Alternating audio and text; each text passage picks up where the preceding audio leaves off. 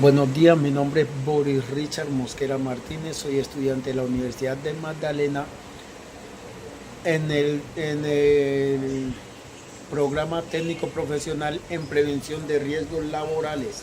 En la materia de electricidad y magnetismo hago grupo con mi compañera Aisa Tatiana Robles Pérez, los cuales les vamos a hablar de el circuito y la capacitancia.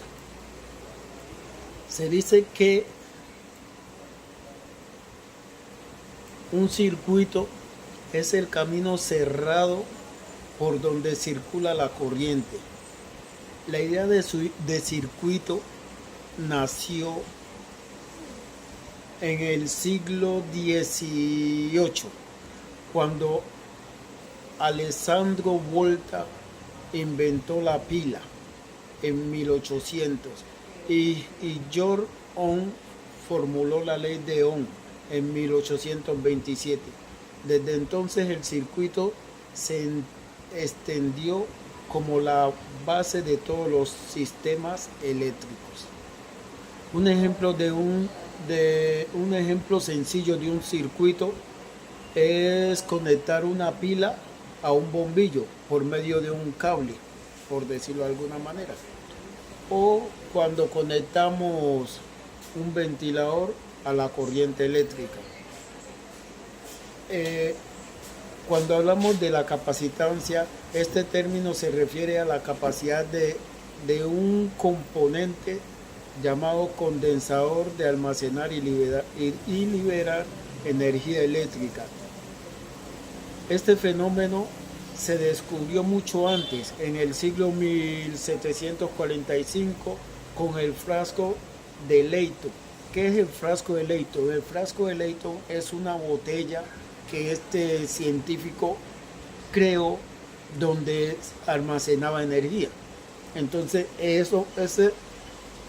ese Leighton creó esto en 1745 y fue el primer condensador, ¿sí? Fue el primer condensador que se usó para el almacenamiento, valga la redundancia. Eh,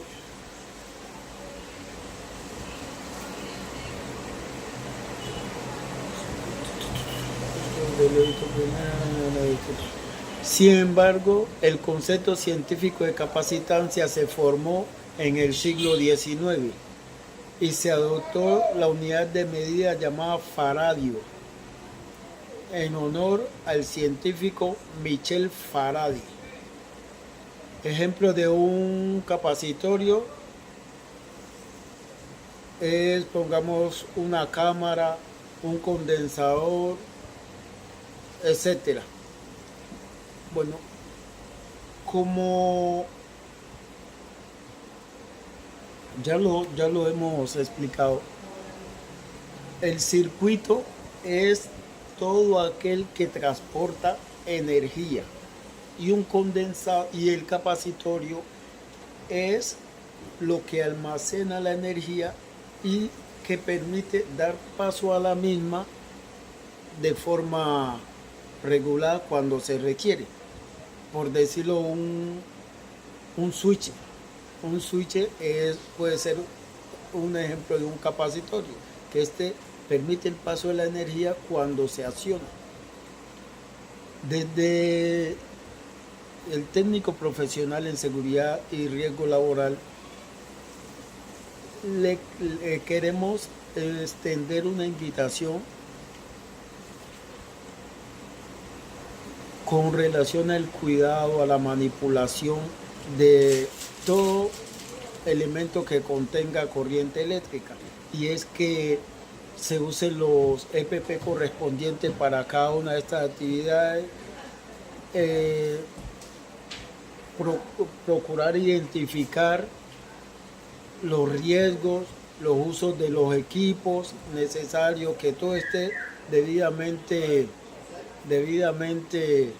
organizado y en su lugar para evitar lesiones o daños tanto a los seres muebles como a los seres humanos, entre otros. Muchas gracias. noches, mi nombre es Aiza Tatiana Robles Pérez. Actualmente estoy cursando tercer semestre en la Universidad del Magdalena en la carrera técnico profesional en prevención de riesgos laborales. El día de hoy, junto con mi compañero Boris Mosquera, le vamos a hablar de elementos de un circuito y capacitancia. Y yo les voy a hablar sobre los tipos de corriente eléctrica y dónde son utilizados. Corriente continua. Es el flujo constante de electrones en una sola dirección. Se aplica en baterías, sistemas solares y electrónicas portátiles. Corriente alterna. Es el flujo de electrones que cambia de dirección periódicamente. Se aplica en redes eléctricas en hogares y en industrias. Corriente de alta frecuencia. Esta corriente alterna con frecuencia muy alta. Se aplica en telecomunicaciones, radares y microondas. Corriente monofásica es el sistema de corriente alterna con una sola fase. Esta es común en aplicaciones domésticas. Corriente trifásica. Sistema con tres fases desfasadas 120 grados entre sí. Es utilizado en instalaciones industriales. De los tipos de corrientes mencionados anteriormente, los más usados son la corriente monofásica y la corriente trifásica.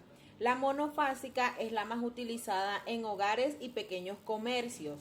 Se emplea para alimentar electrodomésticos, iluminación y otros dispositivos de baja potencia. En la mayoría de los países su frecuencia es de 50 o 60 Hz, con voltajes de 110 o 220, pues ya según la región. Y la corriente trifásica es la más utilizada en el sector industrial, debido a su eficiencia en la transmisión y distribución de energía. Se usa en motores eléctricos, fábricas, maquinaria pesada y sistemas de climatización de gran escala. Su voltaje suele ser de 220, 380 o más voltios dependiendo de la instalación.